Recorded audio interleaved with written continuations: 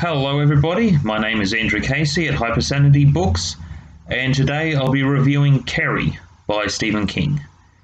With this particular review, I just want to touch base to start off. I understand it's controversial to a lot of people. This is not intended to offend anyone. This will be discussed a little bit further after the intro. Let's get into it.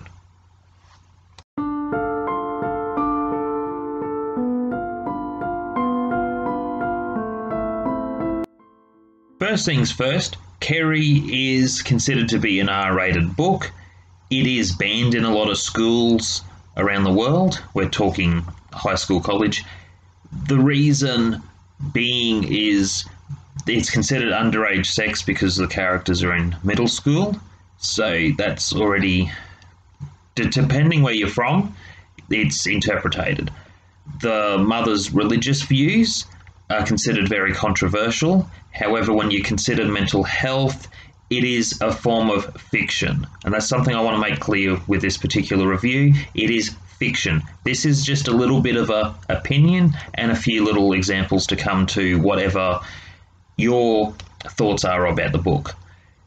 However, that all being said, with Carrie, it was also the obvious point of the violence. And it raises the question when it comes to first-person perspective. The question that comes up, why don't you commit a crime? And then the other question is, why did you commit a crime? This is where this sort of story can be very interesting. You see this in a lot of crime fiction, definitely in a lot of thrillers, horrors. This kind of thing is where we talk about escalation. Escalation is something that you see common in those genres because things keep escalating.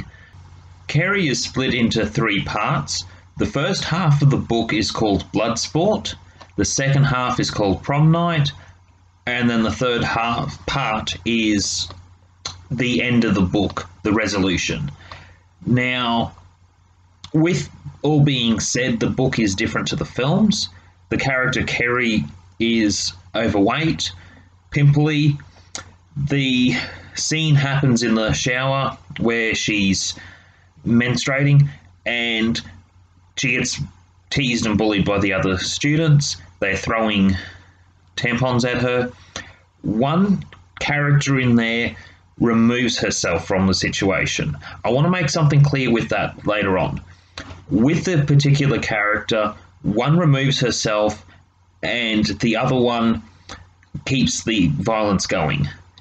So when we talk about antagonists, there's three types of antagonists within this type of story that I want to focus on without getting too complicated. First off, you have the mother, then you have the other bully, and then the collective students. There is also the other bully's boyfriend. More to the point, there is a lot more to the situation if you divide it out a little differently as a way of looking at the book. So again, you have the mother, the bully, and the collective students. The book starts off before the part with Carrie, where the mother isn't realizing she's pregnant.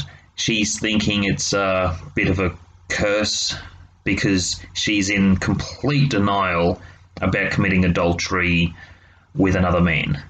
And that comes into the supernatural side to say, did Carrie inherit that from her father? That was mentioned in the remake, not in the original film. In the sequel to the original film, Carrie 2, The Rage, it brought up that possibility because of Carrie's half-sister having the same father. In all being said, it starts off very graphic.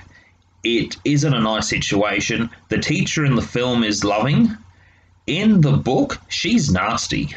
And I think that also adds that toxic environment because there is no one that she's able to be close to help her through the hardship.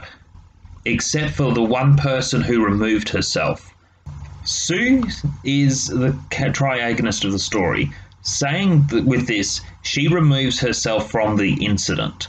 She is the triagonist of the story, where, as the wild card, she's part of the narrative and very, very important in the story. And you see that. With the book, it does focus on that, where she's removing herself from the incident. She's removing herself from her so-called friends. And that is where triagonists are quite interesting in stories, where in this particular case, the character Chris is the center of attention. Now, there are consequences to their actions, to what they've done, but for Chris, she's looking at playing games, and that is where things keep escalating, as we talk about in a lot of these sorts of stories. Whereas the Sue character, removing herself, actually helps with the narrative, but this character is trying to redeem herself even after doing something really, really shitty, as the story has said, with that type of language. Now, in Carrie's situation, it focuses on, there are flashback scenes which make it a little bit tricky to read because it's not set out into chapters, where there are things talked about in the past tense to Carrie's mother, Margaret, living in different neighborhoods. There are different parts where the story can get a little bit hazy. If you keep committed to this particular story as a page turner, it is really unique, and I can see a reason why it's split out into parts instead of chapters. Moving along, one thing to touch on, Sue removes herself from the situation. As I put in Dark Sparrow, play into the game and it only gets worse. I talk about that with all different types of toxic people and relationships. And sometimes it can feel a lot more impossible, but that is where certain systems work in with people. So we come to the second half of the book, which is called Prom Night. It's where Carrie gets asked to go to prom and she's set up. That's a given. It is a little bit frustrating because you know that within the story. However, as a book, I do have to say to read this one. The internal dialogue is interesting because she's starting to stand up to her mother. There is another part of the story where when she gets to prom night, she is thinking more about her mother's feelings and what she thinks than having independent thought of her own. That is a big sign of the abuse, where she has to validate her feelings above her own. That is seen in a lot of different forms of relationships and violence, especially long-term. The longer the long-term relationship is that's toxic, the worse. Now, talking about the subject before, as far as Antagonist goes, you have the collective students, then you have the bully Chris, and then you have the mother Margaret. So I want to touch on that again. So the central antagonist of the story, and this is why internal dialogue, that's why she has a lot of problems. So the central antagonist is the mother, followed by what seems to be the central antagonist being Chris at school, and then the collective students. Being said, Chris isn't meant to go to the prom night, so she's set up with her boyfriend to kill a pig and drain the blood. Now, there's a bucket lined up. She's set up for prom queen. Now, this particular situation isn't nice. I don't like this sort of thing. In Australia, we don't do prom king and queen. For some people, they like it. I don't. And it's just an opinion. With all that being said, this is what seems to be a special moment for her. So she's none the wiser to this situation. So She goes up onto the stage. The pig blood is destined to fall on her. This potentially creates a climactic point. Now, with everything that's escalated and the calm before the storm, now her powers have triggered off. With the telekinesis, the collective students who have pushed her too far, she kills them all. Now, without too many spoilers to the scene, what I want to focus on by saying this, within the book, or also does it well with the movie remake, when you look at this, there's the rising action, the climactic kill, then it settles. With this not being divided into chapters, this book potentially has what we see in this graph here. It's a multiple climax. Now, multiple climaxes are very unique.